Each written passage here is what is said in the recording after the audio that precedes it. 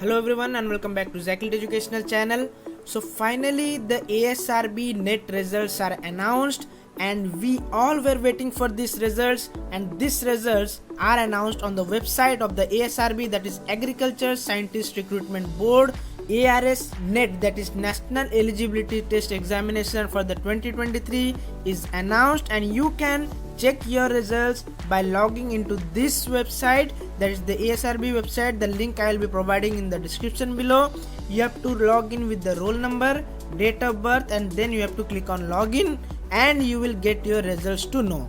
So all the very best to check your results, and congratulations to those who have qualified these results, and those who have not qualified, don't get disheartened, because your goal is never ever to give up.